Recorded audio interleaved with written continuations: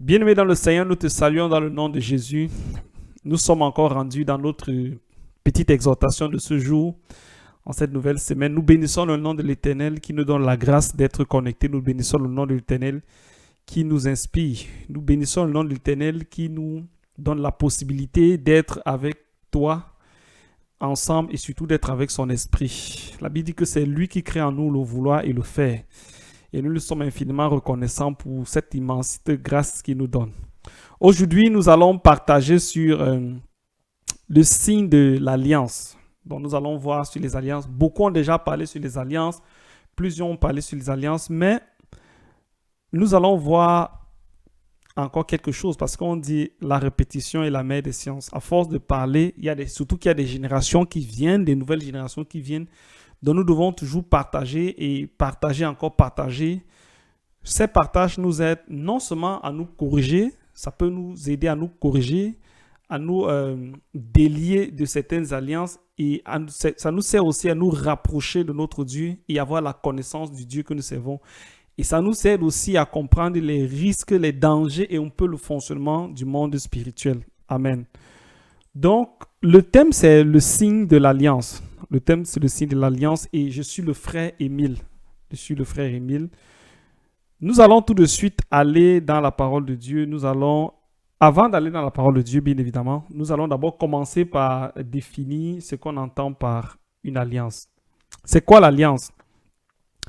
L'alliance ici, c'est l'union entre personnes qui est le résultat d'une entente. Donc, l'alliance, c'est l'union entre personnes qui est le résultat d'une entente ou d'un pacte.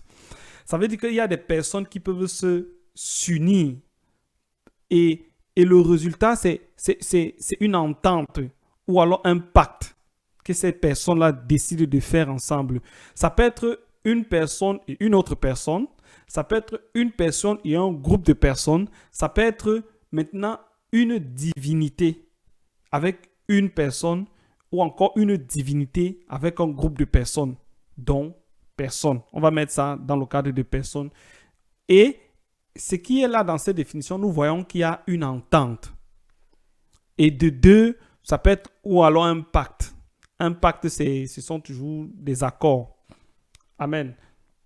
Donc, ce sont des accords. Nous continuons. Nous allons donc aller dans la parole de Dieu, lire ce qui nous a inspiré. Et nous sommes dans Genèse chapitre 17. Nous allons lire à partir du verset 3. La Bible dit, Abraham tomba sur sa face et Dieu lui parla en disant. Le contexte, c'est que Abraham avait déjà démontré qu'il a la crainte de l'Éternel. Bien évidemment, il y a aussi l'épisode avec Isaac qui viendra. Mais ce qui nous intéresse ici, c'est que Abraham avait démontré qu'il a la foi en Dieu. Parce que le Seigneur lui a dit, quitte, va. Et il est quitté, il est parti. Et dans sa marche, et si nous voyons le verset 3 ici, il s'appelait encore Abraham. Dieu n'avait pas encore changé son nom, mais le changement viendra plus bas. Dieu lui dit maintenant, voici mon alliance que je fais avec toi. Tu deviendras père d'une multitude de nations.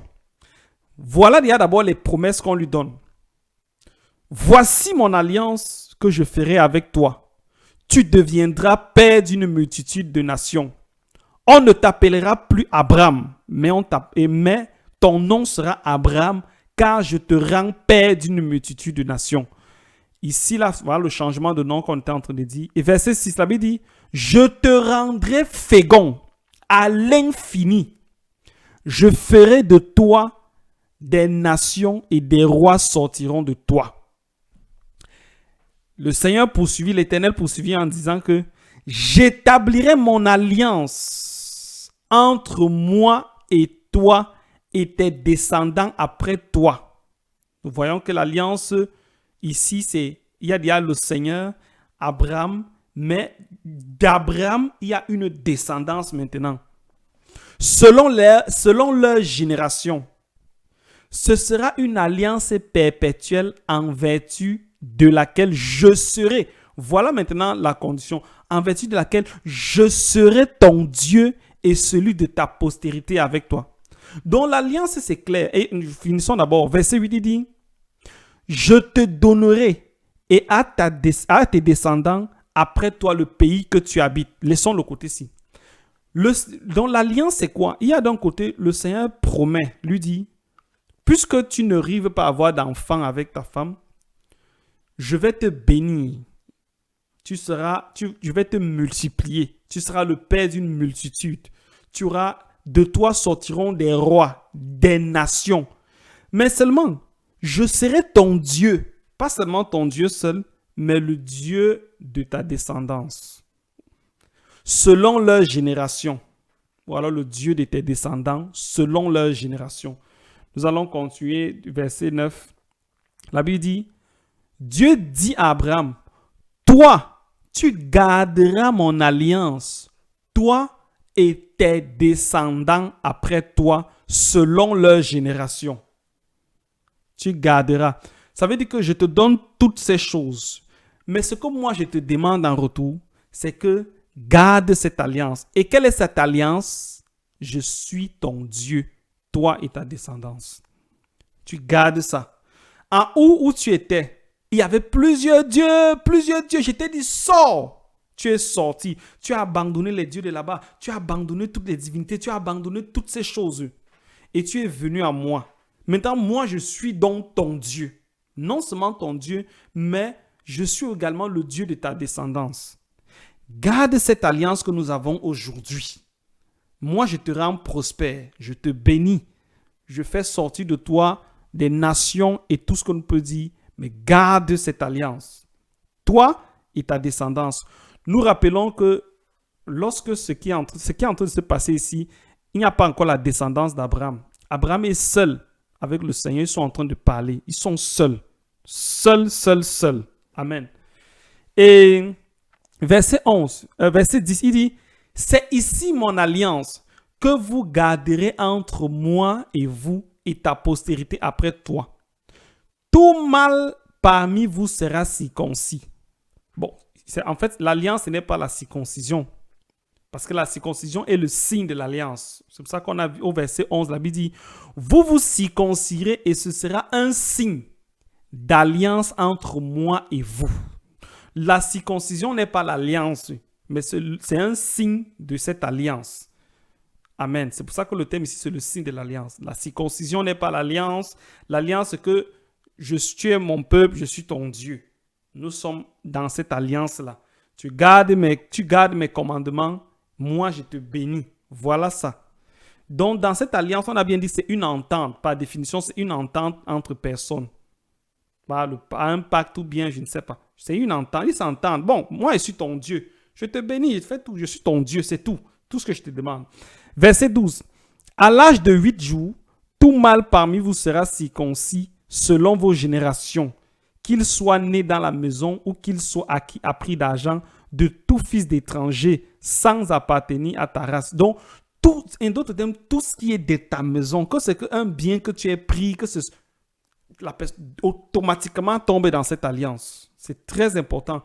Nous allons également faire le lien avec nous de nos jours. Pourquoi nous sommes en train de parler de ces choses de nos jours? Parce que nous voyons une divinité ici. Nous voyons l'Éternel. Ça, c'est le Dieu créateur du ciel et de la terre qui fait cette alliance. Maintenant, il faut aussi savoir qu'il y a d'autres divinités qui peuvent établir aussi des alliances avec d'autres personnes. À l'occurrence, certaines familles. Remarquons ici qu'Abraham est seul. Mais quand on parle avec Abraham, on parle avec qui? Sa descendance, ses descendants selon leur génération. Donc, les enfants qui sortiront encore, chaque enfant encore, les générations de chaque enfant aussi rentrent dans cette alliance. C'est pour ça que dans certaines familles, il y a des gens qui n'étaient même pas là. Si on remonte 10 générations au-dessus de nous, des alliances avaient été tissées, plus de 10 même. Et ils continuent à vivre également ces alliances-là. Ils continuent à vivre cela alors qu'ils n'étaient pas là le jour où il y avait eu entente entre la divinité en question et la personne qui faisait cette alliance, ce pacte. Verset 14. Un mâle incirconcis qui n'aura pas été circoncis dans sa chair sera exterminé du milieu de son peuple. il aura violé mon alliance. Genèse chapitre 17, verset 9 à 14. C'est ça que nous venons de lire ici, là. Maintenant,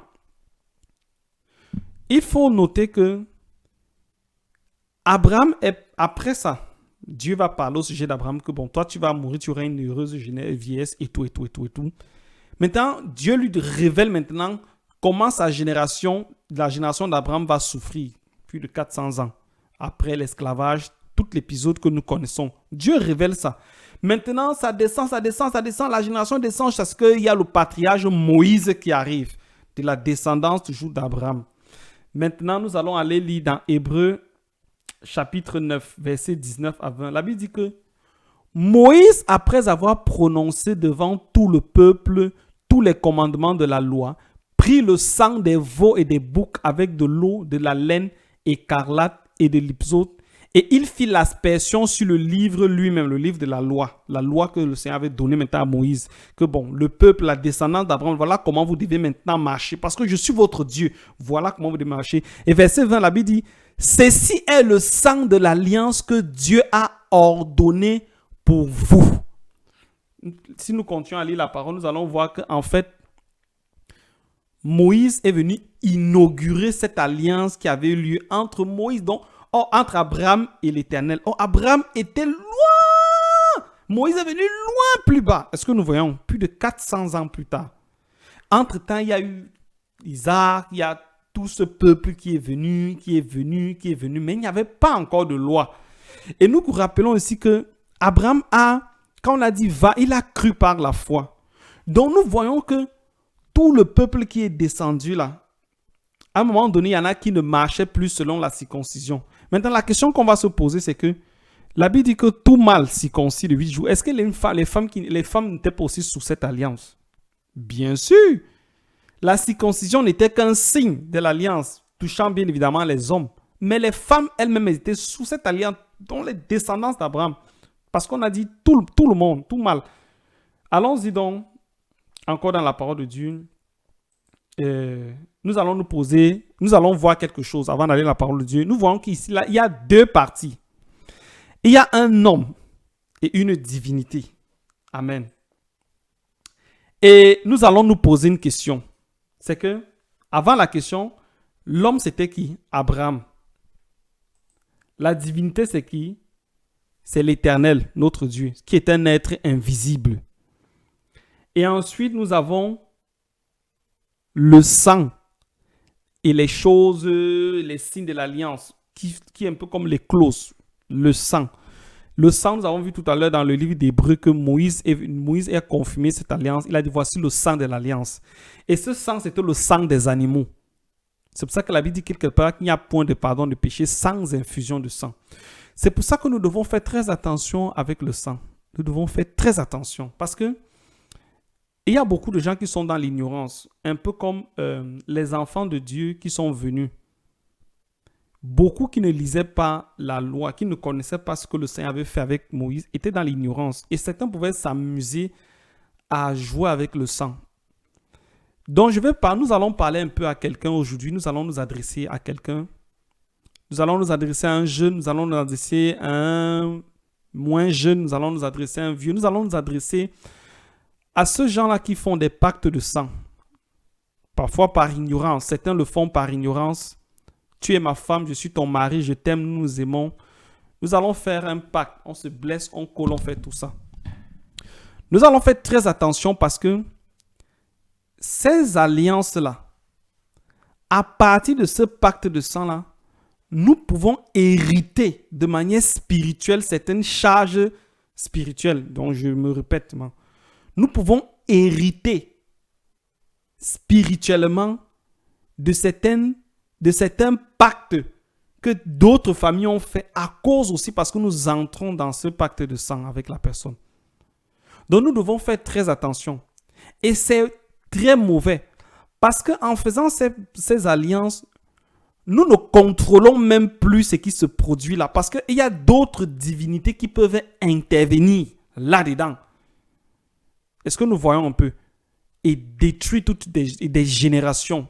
Donc nous encourageons, toi qui as fait cela, à suivre cette vidéo jusqu'à la fin, à comprendre que si tu as fait ce genre des alliances, nous allons te montrer comment est-ce que tu peux briser cela, comment tu peux t'en sortir et comment tu peux te libérer de ces accords. Toi également qui es peut-être dans des loges, nous allons aussi parler à ces gens qui sont dans des loges. Peut-être quelqu'un est entré dans des doctrines, quelqu'un est entré dans des choses très compliquées. Et tu as la grâce que le Seigneur a touché ton cœur et tu te poses la question de savoir comment est-ce que je vais faire pour sortir de cette situation. Première des choses, c'est que tu dois être sincère. Et nous t'invitons aussi à écouter cette vidéo jusqu'à la fin. Tu vas aussi comprendre comment est-ce que tu peux sortir. Bien évidemment, nous ne parlons qu'en comptant uniquement sur la grâce de Dieu. Parce qu'il n'y a pas une formule qui puisse te permettre de sortir. Nous ne comptons que sur la grâce de Dieu. Mais nous allons essayer de te montrer quelques éléments. Ces éléments ne sont pas de manière absolue. Parce que ce qui est absolu ici, qui peut nous libérer de toute forme de pression ou d'alliance, c'est la grâce de Dieu. C'est la grâce de Dieu. C'est Jésus-Christ. Amen. Continuons maintenant. Quelles sont les conséquences du non-respect de cette alliance, des accords, des clauses qui ont été fixées? La réponse est toujours dans Genèse chapitre 17, verset 14. La Bible dit quoi? Un mâle incirconcis qui n'aura pas été circoncis dans sa chair sera exterminé du milieu de son peuple. Il aura violé mon alliance. La mort. Est-ce que nous voyons un peu les conséquences? La mort, la maladie. De nos jours, c'est quoi? Ça peut être la mort, la maladie, la sécheresse, toutes ces choses. Nous ne sommes pas seulement en train de raconter des histoires ou bien ce sont des réalités qui existent encore de nos jours. Il y a des familles qui sont engagées spirituellement dans des alliances très compliquées. J'ai dit qu'il y a des familles qui sont engagées spirituellement dans des alliances très compliquées. Je redis encore, il y a des familles qui sont engagées spirituellement dans des alliances très compliquées. Et ces familles, même pas, les membres de ces familles sont dans l'ignorance. Pourquoi? Parce qu'elles ne savent pas ce qui se passe. Et pour comprendre, c'est qu'il faut remonter, parfois même plus de 15-20 générations au-dessus, pour se rendre compte qu'il y avait quelqu'un qui avait pactisé ou bien qui était entré en alliance avec certaines forces. Et la bonne nouvelle ici, là, c'est que Moïse est venu avec la loi. Ça veut dire que Moïse est venu rappeler à toute la descendance que un jour, le Dieu qui nous a fait sortir de l'Égypte, là, le Dieu qui nous a fait sortir de la servitude, là, le Dieu qui nous a fait sortir de l'esclavage, là, il avait eu une entente longtemps avec notre père Abraham. Donc, c'est pour ça que l'Éternel est bon. Ça veut dire qu'il y a la transparence. Il présente que voici les accords que moi j'avais eu avec Abraham, votre père. Voilà les accords que nous on a, l'entente qu'on avait eue. Maintenant, ma question pour nous, c'est que est-ce que nous sommes au courant de l'entente qui a eu lieu entre un de nos aïeux lointains avec ce qu'il avait fait aujourd'hui? Est-ce que nous sommes au courant de l'entente qui a eu lieu? Voilà pourquoi le verset 14 dit « Celui qui est incirconcis a violé l'alliance ». Voilà donc pourquoi aussi, parfois dans certaines de nos familles, nous traversons des moments compliqués et que nous ne pouvons expliquer. Il y a des gens qui sont dans des alliances, vous ne comprenez pas ce qui se passe. Ça ne dépend pas de que tu es en Afrique, tu es en Asie. Ce sont des réalités spirituelles. Amen. Il y a des gens qui traversent des choses, vous ne comprenez pas. Vous essayez de comprendre la structure de la famille. Vous essayez de comprendre, mais vous n'y arrivez pas. Vous réalisez simplement que il y a des forces spirituelles qui agissent dans ce cas. C'est le résultat de la violation de certains accords. Amen. Nous allons comprendre par la suite que même en termes de sang, il y a des sangs qui ont des valeurs plus que d'autres sangs. C'est pourquoi ceux qui sont dans des choses compliquées, lorsqu'ils vont dans des sacrifices, parfois tu as tellement donné qu'on ne veut plus les sangs là. Est-ce que ce n'est pas le sang? C'est le sang. Parce que c'est maintenant autre chose qu'on commence à te demander. Vous voyez que c'est un piège. Ceux qui vont dans des pactes, Ici, la clause était simple. Le Seigneur a présenté tout. Toute personne qui respectait ça, il n'y a pas de problème. Mais c'est une clause que d'autres font. C'est qu'on les trompe. On cache une partie des clauses. Ça veut dire qu'ils se retrouvent maintenant, on revient avec d'autres trucs que non. On ne veut plus on ne veut plus que tu... Même des grosses personnalités, ça ne dépend pas de quel coin de la planète tu te trouves. Il y a des grosses personnalités qui sont toujours engagées dans certains accords. On ne veut plus que tu nous donnes seulement telle chose. Nous, ce qu'on veut maintenant, c'est tel autre sang. Et on sait que ça a un prix à tes yeux. Et c'est compliqué de donner ces choses. C'est compliqué. Jusqu'à ce qu'on va faire de toi comme un animal qui n'a plus d'émotion. Mais la bonne nouvelle, c'est que la Bible nous enseigne que Jésus a tant aimé le monde qu'il n'a pas condamné ce monde, mais il s'est offert afin que le monde soit sauvé.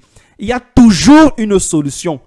Il suffit que tu aies la volonté, la foi de pouvoir changer de camp. Même toi qui es engagé dans l'extrémité de l'occultisme, nous voulons t'annoncer une bonne nouvelle, c'est qu'il y a toujours une solution. Et la solution, c'est Jésus-Christ. Amen. Continuons donc. Nous allons essayer de savoir comment sortir de cette alliance. La première des choses que nous allons dire, c'est qu'il faut refuser ou renoncer ou encore révoquer cette alliance. C'est très important.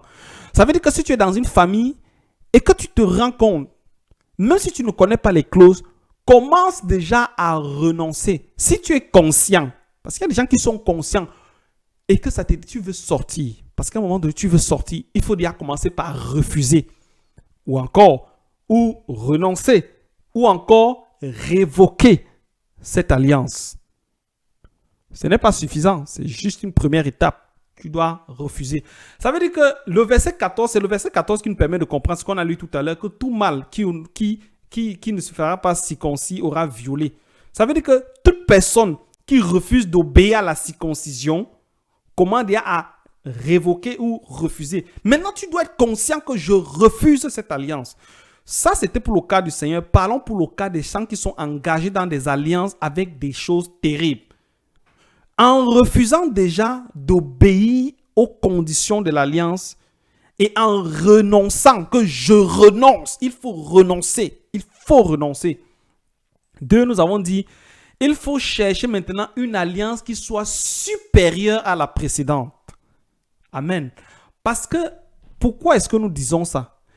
Tu es en train de faire une alliance entre une personne, un être humain, une personne physique, comme le cas d'Abraham, et une personne spirituelle, un être invisible. Ça veut dire qu'il ne suffit pas simplement de dire je refuse, je ne veux plus l'alliance, je renonce, et ça s'arrête. Non! Pourquoi? Parce que tu as pris. Le Seigneur a dit à Abraham que je te multiplierai. Voilà, des générations sont venues. Des rois sont là, des générations sont là, des nations sont là sorties. Est-ce que tu vas simplement venir dire je refuse? Non. Ça, c'est parce que c'est l'Éternel. Lui, il est bon. Prenons maintenant le cas de quelqu'un qui, lui, n'est pas bon. Tu as déjà bénéficié de toutes ces choses. Tu dis non, ça sera trop facile. Ça veut dire qu'il y a des gens qui peuvent dire que bon, je vais aller dès qu'on me donne, dès que j'ai la gloire, là, je sors vite. Ça ne se passe pas comme ça. Il faut que le cœur soit touché et il faut la grâce de Dieu. Amen. Maintenant, tu dois chercher une autre alliance. Quand je disais renoncer, même le signe de cette alliance-là, il faut renoncer au signe. Tu peux voir, il y a des signes, tu sens que ta famille est dans une alliance. Tu vois des signes. Je prends un cas qu'on connaît, le signe, on te dit dans une famille, vous vous rendez compte que à la 3e génération, il y a toujours quelque chose qui se passe. Et c'est comme si c'est la même chose qui a eu lieu les 3 générations au-dessus. Donc, c'est comme si c'est une même chose qui se reproduit, une même chose.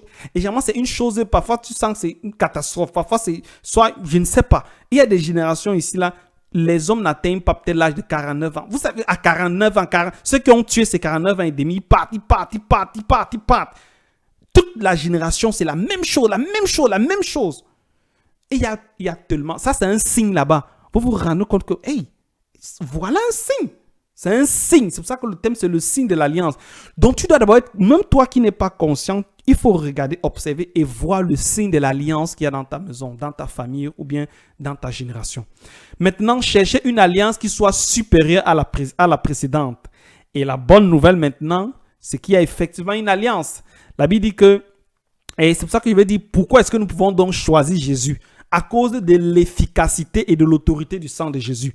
Parce que une fois que tu as renoncé et que tu cherches maintenant une alliance qui soit supérieure, dans le monde spirituel, c'est une histoire d'autorité. Ça veut dire qu'il faut une divinité qui soit supérieure à cette divinité qui te persécute. Et la bonne nouvelle, c'est que c'est Jésus-Christ maintenant. Le sang de Jésus est supérieur aux autres sangs. Que nous dit 1 Pierre 1, verset 18 à 19, on avait dit, sachant que ce n'est pas par des choses périssables, par de l'argent ou de l'or, que vous avez été rachetés de la vaine manière de vivre que vous viviez et que vous aviez hérité de vos pères, mais par le sang précieux de Christ comme agneau sans défaut et sans tache. Petite précision encore. Si tu révoques, si tu avais pris l'argent, les richesses de ces alliances, il ne suffit pas de dire seulement que je paye. Il faut renoncer, si possible, restituer. Tu n'as pas fait que tu as acheté cette caméra-ci avec le sang de cette divinité. Et lorsque tu es restauré, tu continues. Non, il faut restituer ça. Il faut restituer. C'est très important. Pour que la divinité ne vienne plus réclamer que bon, ok, moi, mais il a telle chose, j'ai le droit de poursuite sur lui. Il faut remettre cela. Donc, nous avons vu que le sang de Jésus est précieux. C'est plus précieux que le sang des boucs. C'est plus précieux que le sang d'Abel. C'est tellement précieux que ça a la capacité, l'autorité de briser tout autre lien ou toute autre alliance dans laquelle nous étions engagés. C'est pourquoi nous t'encourageons, toi qui nous écoutes, toi qui es bloqué, viens à Jésus. Viens à Jésus. Ce n'est pas des simples paroles, mais c'est la réalité. Ceux qui sont engagés dans le monde occulte comprennent réellement que c'est une histoire d'autorité. Et il y a quelque chose qui est supérieur au sang que tu as donné et dont tu veux t'en défaire. Parce que c'est ton sang qu'on veut prendre. C'est le sang de Jésus. Matthieu chapitre 26 dit ceci. Ça, c'est Jésus qui parlait. Nous avons vu quand Moïse parlait, quand il a inauguré, il a dit, voici le sang de l'alliance avec votre Dieu. Maintenant, écoutons ce que le roi des rois dit, le Seigneur de gloire, le Seigneur Jésus dit, il dit, pendant qu'il mangeait, Jésus prit, c'était toujours un temps, pendant une cérémonie. Il dit, après avoir rendu grâce, il romput et il donna à ses disciples en disant, prenez, mangez-en, ceci est mon corps. Partons au verset qui nous intéresse. Verset 27.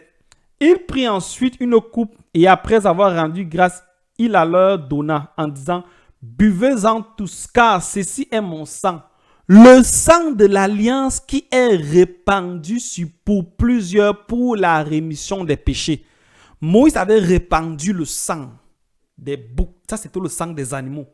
Mais Christ a répandu son sang pour une multitude, pour la rémission des péchés, pour le brisement de ces liens, pour sortir de ces accords. Amen. Et 1 Pierre chapitre 1, 18 dit, nous avons lu ça tout à l'heure, sachant que ça se répète, donc excusez-nous. Donc c'était un peu ça. Si nous avons compris, maintenant nous allons faire un résumé de manière générale de ce que nous avons partagé. Nous allons essayer de faire comme un schéma d'un résumé. Donc, nous allons résumer. Amen. Amen. Allons-y dans la parole de Dieu. Pas dans la parole de Dieu, bien évidemment, dans notre résumé. Nous avons ici là Abraham. Regardez bien, nous avons Abraham. On a mis en bas le père de la foi. Nous avons Abraham. Pourquoi nous avons mis là le père de la foi? Parce que Dieu a dit va. Il a cru. Il a eu la foi en l'Éternel. Il est parti. De l'autre côté là-bas, loin là-bas, nous avons l'Éternel. Nous avons cette alliance. Vous voyez la courbe là entre Abraham. Nous avons l'alliance entre Abraham et l'Éternel. Vous voyez une courbe au sommet là directement qui lie Abraham et l'Éternel. Maintenant, entre Abraham et l'Éternel, il y a quoi? Il y a Isaac. Il y a le peuple. D'Isaac est sorti le peuple de l'Éternel. Maintenant, pourquoi nous avons mis Isaac? Parce que Abraham avait d'autres enfants. Il avait Ismaël par exemple. Mais l'alliance ne touchait pas Ismaël. Est-ce que nous comprenons? L'alliance ne touchait pas Ismaël. Mais parce que Ismaël était le fils de la chair. Mais Isaac était le fils de la promesse. Le fils de la foi. Il y a Isaac dont l'autre génération n'est pas. C'est un peu comme tu peux être dans une famille. Tu peux regarder, il y a une grande famille.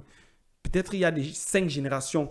Mais une seule génération a tel souci. L'autre génération, c'est comme ça. Tout comme ça peut être 3 générations, tout comme ça peut être toutes les générations voilà, pourri. Maintenant, on continue. Il y a Moïse. Moïse est là et il vient avec la loi. Il vient inaugurer cette alliance avec le sang. Le sang des animaux. Et bon, la circoncision n'est pas venue avec Moïse bien avant. Maintenant, nous avons compris ici que c'est une alliance générationnelle. C'est pour ça qu'on a mis la alliance générationnelle. Ça veut dire, quelle que soit la personne qui descendait de cette, comme on a mis Abraham, Isaac, tout ça, même si c'est un esclave qui avait été acheté, qui devient la propriété d'Isaac, de tout ce peuple-là, automatiquement dans cette alliance, que vous le voulez ou non, vous êtes dedans. Est-ce que nous voyons? Vous êtes dedans. À moins que vous décidez de, comme on a vu au verset 14, vous êtes dedans. C'est pour ça qu'ici, c'est une alliance générationnelle. Et cette alliance, il devait marcher selon la loi apportée par Moïse pour pouvoir accéder jusqu'à l'Éternel. Amen. Continuons. Maintenant, de ce côté, nous avons Adam. Il est là.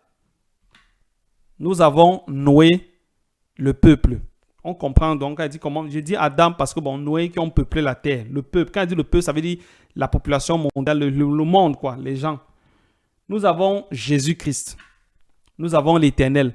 Maintenant, quand nous regardons, est-ce qu'il y a l'alliance entre l'Éternel et Abraham? Il n'y a pas. Entre l'Éternel et le peuple directement, il n'y a pas. Ça dit le monde, il n'y a pas. Mais qu'est-ce qu'il y a plutôt? Il y a une alliance entre Jésus-Christ et le peuple là. C'est pour ça qu'on a mis alliance personnelle. Ce n'est plus une alliance générationnelle. Ça veut dire quoi? Même si tu es un grand pasteur, un grand prophète, et que tes enfants ne sont pas forcément je vais dire, en alliance avec le Seigneur, ça veut dire quoi? Ce n'est pas parce que tu es chrétien que tes enfants sont forcément chrétiens.